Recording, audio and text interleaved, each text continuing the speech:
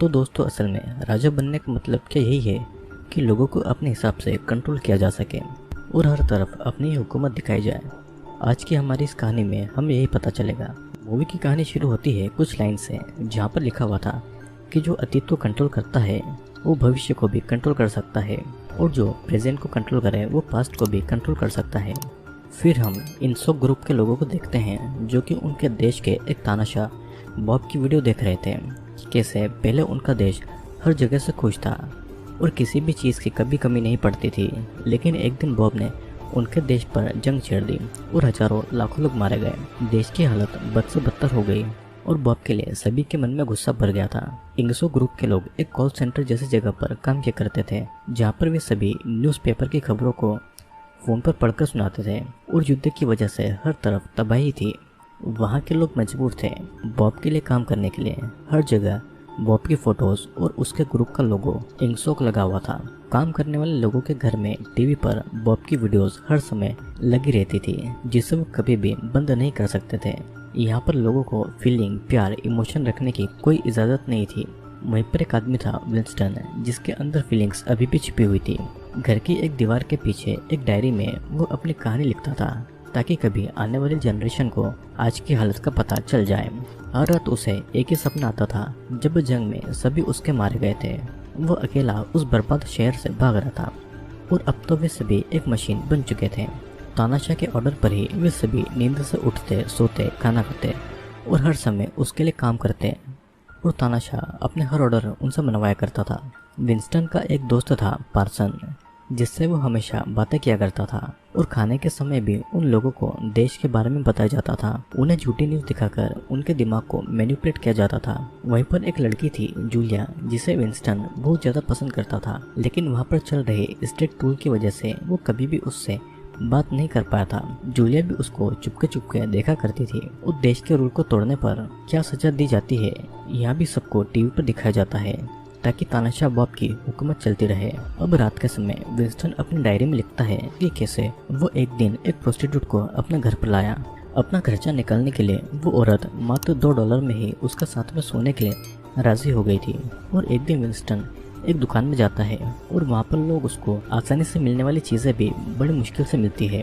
बस पुरानी चीज़ें ही दुकानों पर मिला करती है और $4 में विंस्टन एक कांच की बोतल खरीदता है जो कि 100 साल पुरानी थी। अब वो दुकानदार उससे एक अलग कमरे में लेकर जाता है और कुछ और चीज़ें दिखाता है।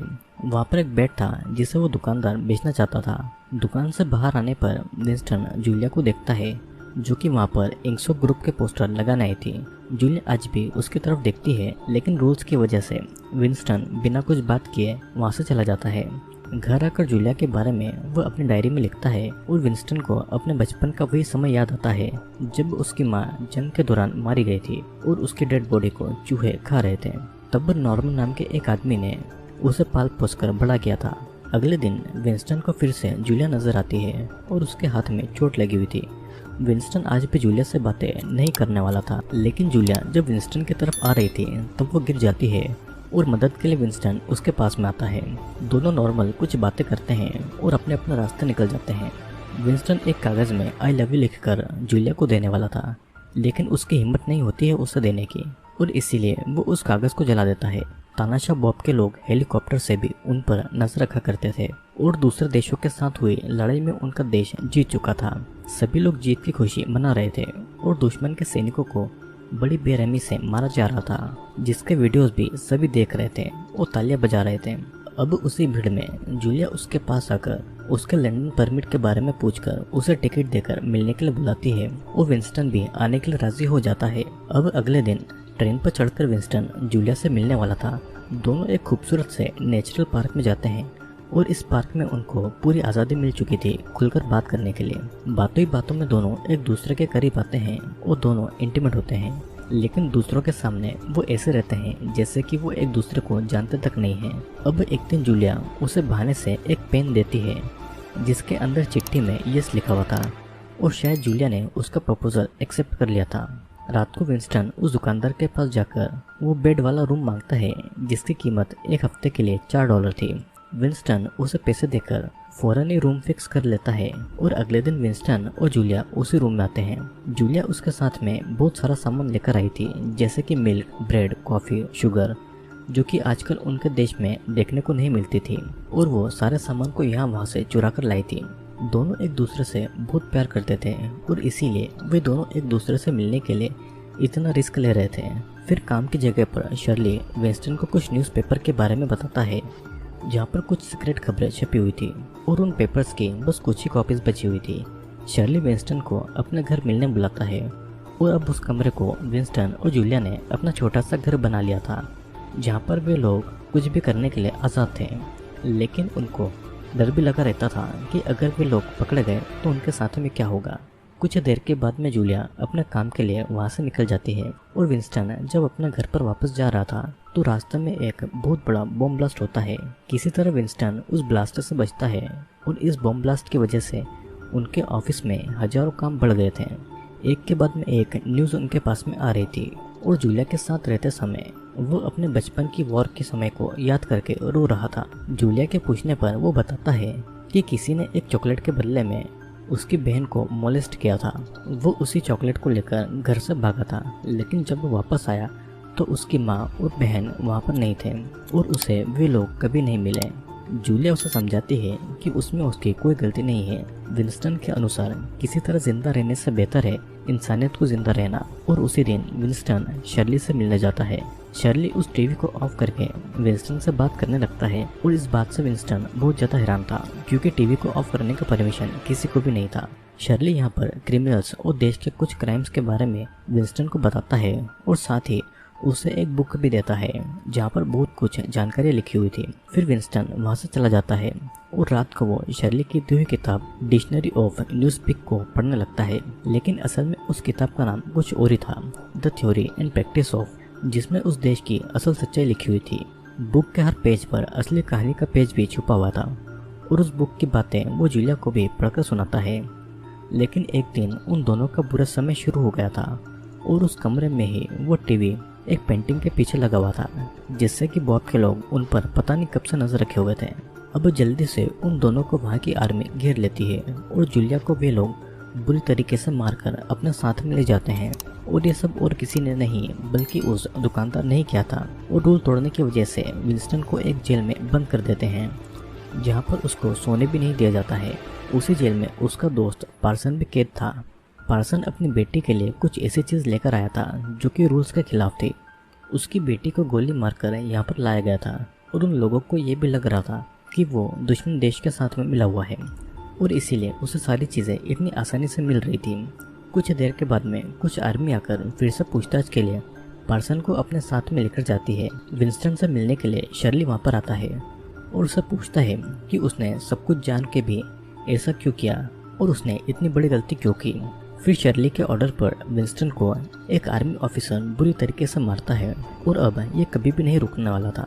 वहाँ पर विंस्टन के बाल काटकर उसे हर दिन टॉर्चर किया जाता था और वो बस जूलिया को ही याद करता था। विंस्टन को जूलिया की कोई भी खबर नहीं मिल रही थी और एक दिन विंस्टन को एक बेड पर लेटाकर उसके हाथ और पैर बांधकर उससे कुछ सवाल पूछे जाते हैं और गलत जवाब देने पर उसके हाथ और पैरों की रस्सियों को और टाइट किया जाता है, जिससे कि विंस्टन को बहुत तकलीफ हो रही थी। शर्ली के अनुसार विंस्टन अपने साथ में हुई बहुत सारी बातों को बस हेलुसिनेट करता है, जिनमें से कुछ तो उसकी असल लाइफ की है ही नहीं। इंगसोक पार्टी के हिसाब से उनके अनुसार उसे जवाब देने पर भी टॉर्चर किया जाता था और विंस्टन कभी भी उस कैद से नहीं निकल सकता था, लेकिन फिर भी वो हेलुसिनेट करता है कि वो उस कैद से निकलकर एक खूबसूरत सी जगह में है, लेकिन असलियत में तो वो अभी भी वहीं पर कैद था। उसके ब्रेन को उनके हिसाब से चलाने के लिए वे लोग उसे इलेक्ट्रिक शॉक देते हैं और उससे बताते हैं कि जूलिया एक खराब कैरेक्टर वाली लड़की है जो कि बस सेक्स के लिए उसके साथ में रहा करती थी। देश की झूठी झूठी बातें भी वे लोग उसे अपने हिसाब से सिखाते हैं और विंस्टन का ब्रेन उनके हिसाब से काम कर रहा था। उन लोगों ने विंस्टन की हालत इतनी ज़्यादा खराब कर दी थी कि अब तो उसके दांत तक सड़ गए थे, वो ठीक से चल भी नहीं पा रहा था। और शर्ली उसे याद दिलाता है कि ये सब उसी की गलती है और इसीलिए उसके साथ में ये सब हो रहा है। विंस्टन को गोली मारकर उसे आसान मौत भी वे लोग नहीं देना चाहते थे और विंस्टन ऐसा हेलुसिनेट करता है कि जूलिया उसके पास है और उसको किसी ने गोली मार दी है, लेकिन असल ज़िंदगी में शर्ली उसके पास आकर पूछता है कि वो तानाशाह बॉब के लिए क्या सोचता है। विंस्टन कहता है कि वो बॉब से नफरत करता है और शर्ली उसे बॉब की इज्जत करने का कहकर वहाँ से चला जाता है। अब फिर उसे रूम 101 में शिफ्ट किया जाता है, जहाँ की सज़ा और भी ज़्यादा खतरनाक थी। विंस्टन को एक चेयर पर बांधकर उसके मुंह में एक पिंजरा रखा जाता है और उस पिंजरे में चूहे भी थे। विंस्टन बचपन से ही चूहों से बहुत ज़्यादा डरता था और उसकी माँ के मरने के समय भी चूहे ही उसकी माँ के मांस को खा रहे थे। ये चूहे इतने ज़्यादा खतरनाक थे कि ये एक ही मिनट में इंसान के मांस को खाकर हड्डियों तक पहुँच सकते थे और वे चूहे उसके फेस पर आ जाते हैं। लेकिन विंस्टन जूलिया को हेलिसिनेट करता है और विंस्टन की चीखों के साथ में ये सीन ये प्रकट होता है। अब कुछ समय के बाद में विंस्टन एक कैफे में दिखाया जाता है, जिसके पास में जूलिया बैठी हुई थी और टीवी पर न्यूज़ आ रही थी कि अब अफ्रीका में भी जंग शुरू हो गई है। जूलिया ने आसानी से उनकी सारी बातें मान ली थी, तो उसे ज़्यादा टॉर्चर नहीं किया गया था और थोड़ी बहुत बातें करके जूलिया वहाँ से चली जाती है।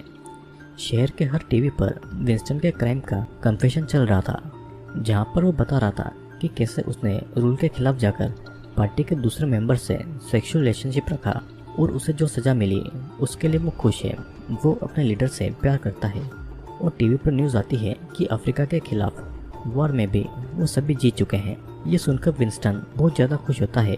विंस्टन अंदर से तो बहुत रोता है, लेकिन ब्रेन वॉश करने की वजह से वो देश की अथॉरिटी का गुलाम बन चुका था। दोस्तों, इस मूवी में ओसिनिया नाम की जगह दिखाई जाती है, जहाँ पर वॉर के बाद की हालत काफ़ी ज़्यादा बुरी हो गई थी और तब वहाँ के एक तानाशाह ने इंगसोक पार्टी खोलकर देश पर हुकूमत करने लगा। वहाँ पर बहुत सारे स्ट्रिक्ट रूल थे। वहाँ पर किसी को भी अपनी लाइफ जीने की आज़ादी नहीं थी, लेकिन रूल तोड़कर विंस्टन और जूलिया ने एक दूसरे से प्यार और सेक्सुअल रिलेशनशिप रखे। लेकिन तानाशाह बॉब के लोगों ने उनको पकड़कर उन्हें बहुत टॉर्चर किया और कुछ इस तरीके से उनका ब्रेन वॉश किया कि वो देश के गुलाम बन गए। वो बस देश के हिसाब से ही हर काम करने लगे और इसीलिए मूवी के एंड में विंस्टन रो रहा था, क्योंकि उसका ब्रेन तो बदल चुका था, लेकिन उसका दिल अभी भी पहले की ही तरह था। लेकिन फिर भी वो डर और मजबूरी की वजह से अपने दिल की बातें नहीं सुन सकता था। और इसी के साथ में ये मूवी यहीं पर एंड होती है। तो बस आज के लिए इतना ही। वीडियो पसंद आया हो तो वीडियो को लाइक और चैनल को सब्सक्राइब जरूर करें और मैं आपसे मिलता हूँ अगले वीडियो में।